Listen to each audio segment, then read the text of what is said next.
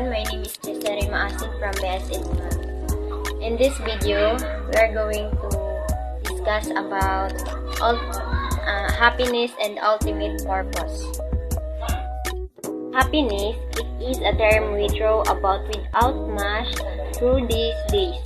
My guess is that actually you think you know what is meant by saying someone is happy. We all hope to be happy and live good life. Whatever that means, do you wonder what does it actually mean? The basic role of philosophy is to ask questions and think about the nature of a human through an universe. Those in discussion of the philosophy of happiness in life can be seen as an examination of the very nature of happiness and what it means for the universe. Philosophers have been inquiring about happiness since ancient times. Aristotle, when he asked what is the ultimate purpose of human happiness, he termed this eudaimonia, activity expressing virtue. This will all be explained shortly. The purpose of this article is to explore the philosophy and happiness in life, including taking a closer look at Aristotle's philosophy and answering some of those big questions about happiness and living a good life. In this article, you will also find as excellence. Virtue, arete, or excellence is defined as the mean between two extremes of excess and defect in regard of feeling or action as the practically wise person determine it. Virtue excellence are ability to function according to reason and to perform an activity well or excellently. One does not become an excellent person overnight. In this means that being virtuous cannot be accomplished by a single act. Being an excellent individual moves on doing well in her or in his day-to-day existence. What makes a human being excellent?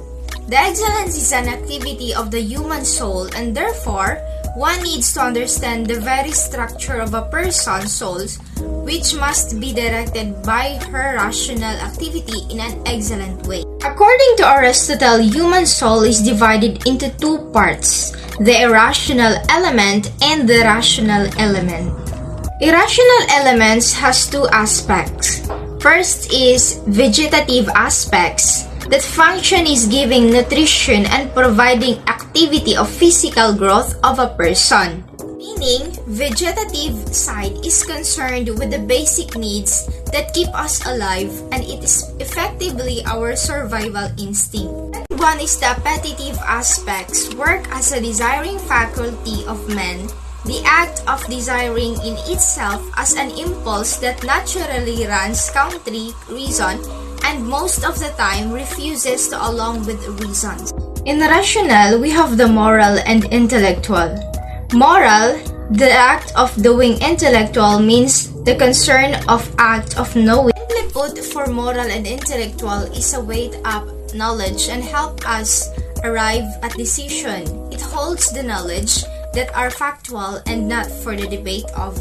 Priority, these two aspects are basically where the function of reason is exercised and the rational aspect, where a person in each attain excellence in the intellectual faculty of the soul as stated by Aristotle. This excellence attained through time because one learns from the vast experience in life where she gains knowledge on these things. One leans and gains wisdom by being throughout by living there. Moral aspects or moral virtuous for Aristotle is someone who habitually determines the good and does not the right action. Moral virtue is acquired through habit. Being good is a process of getting used to doing the proper act. The saying practice makes birth pack can be applied to this aspect of a person. That would be all. Thank you. Good morning, everyone. I am Regine E. Margalio, and now I am going to discuss the moral virtue and mesotes. So, Aristotle said, The faculty of practical reason must be experienced in daily life in order to build this understanding. So, she may make errors in how reason is applied to a particular moral choice of action as she progresses towards practical knowledge. So, learning from experiences, according to Aristotle, is an important part of building practical wisdom. And as a person is not born with knowledge, so when he faced with a decision, it might be difficult to him to know what to do. So, however, she will be able to maintain practical wisdom to assist others in making morally correct decisions and behaviors as a result of her blunders. So, to put in another way, she can evolve and grow in her ability to know what to do and live a morally honest life. So, this is why when it comes to life choices, one can seek the advice of elders in the community, those who gain rich life experience and practical wisdom, because they would be able to assist someone's morally deliberation. So according to Brother Amin Louis Drew, with his practical insights and experience, he recognized the potential impact of television violence on children and established rules for children's television viewing. Because of television violence, he claims that excellent ideas instilled in youngsters are somewhat away from the mind of young people. So he may have learned a lot about the impact of such a situation on the young as the former secretary of the Department of Education. So to determine proper way of doing things, Aristotle says, the man who possesses character excellence will tend to do the right thing in the right time and in the right way. Bravery and correct regulation of one's bodily appetites are example of character excellence or virtue. So the mean, as Aristotle pointed out, is just an arithmetical proportion. So as a result, being moral entails truly investigating and comprehending a situation. So as well as carefully appraising every aspect crucial to calculation of the mean.